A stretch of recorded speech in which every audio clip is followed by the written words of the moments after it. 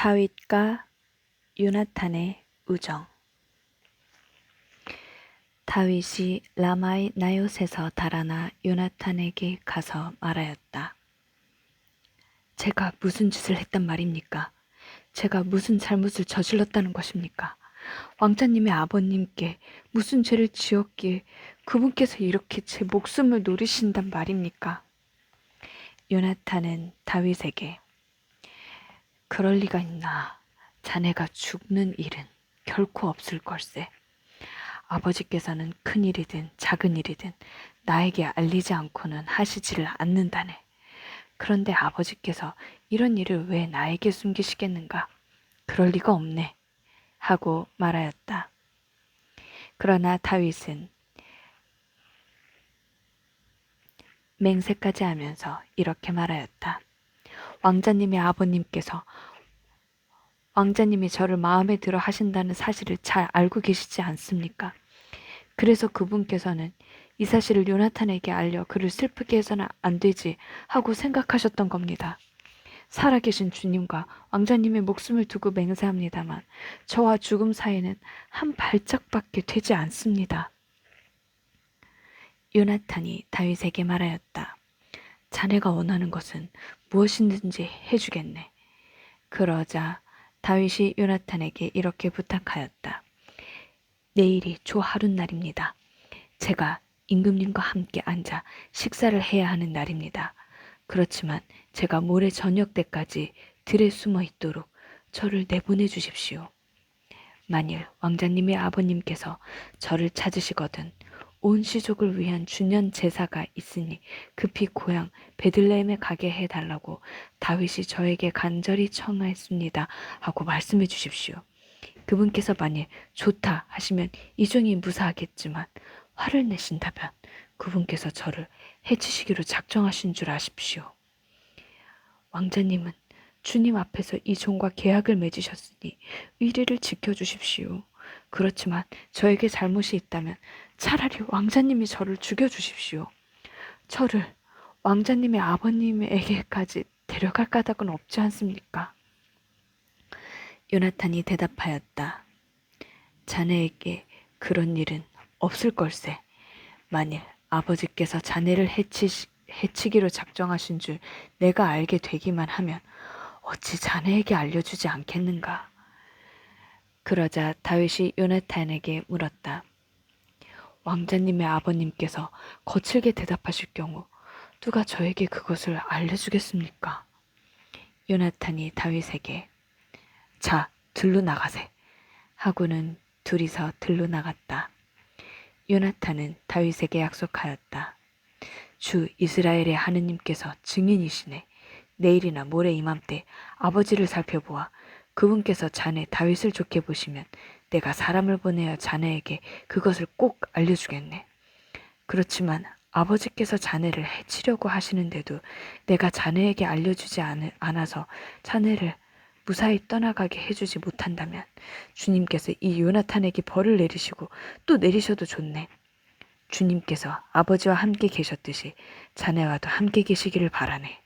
그 대신 내가 살아있는 동안에 주님께서 바라시는 의리를 지켜주게.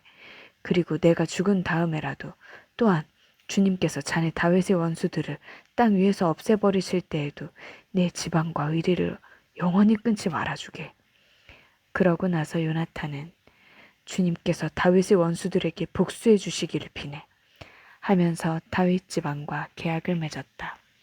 요나탄은 다윗을 자기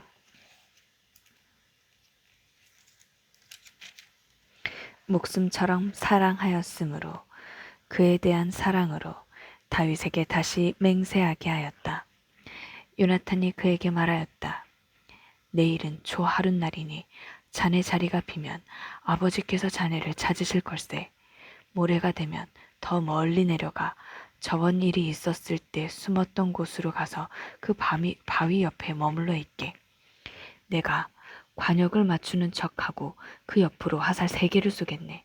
그러고는 시종을 시켜 가서 화살을 찾아오너라 하면서 그 시종에게 화살이 네 쪽에 있다 집어라 하면 주님께서 살아계시는 한 아무 일 없을 터이니 안심하고 나오게. 그러나 내가 그 종에게 화살이 더 멀리 있다 하면 주님께서 자네를 보내시는 것이니 떠나가게. 우리가 말한 것에 대해서는 주님께서 나와 자네 사이에 언제까지나 증인이 되실 것이네. 그리하여 다윗은 들에 숨게 되었다. 초하룻날이 되자 임금이 음식을 먹으려고 자리에 앉았다. 임금은 여느 때처럼 벽 쪽에 있는 자기 자리에 앉았다.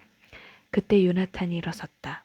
사울 옆에는 아브네르가 앉았는데 다윗의 자리는 비어 있었다.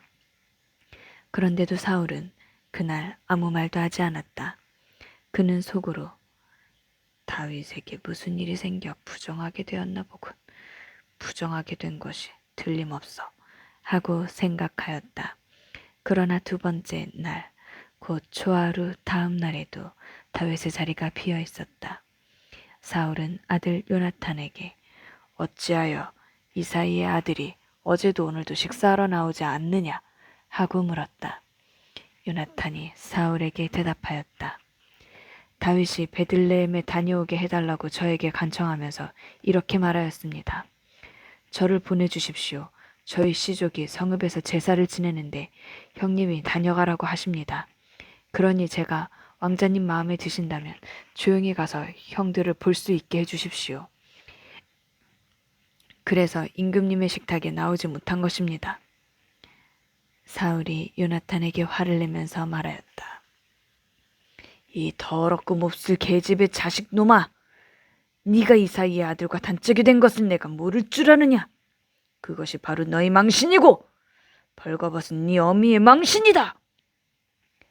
이사이의 아들놈이 이 땅에 살아있는 한 너도 네 나라도 안전하지 못하다. 그 자는 죽어 마땅하니 당장 사람을 보내어 그를 잡아들여라.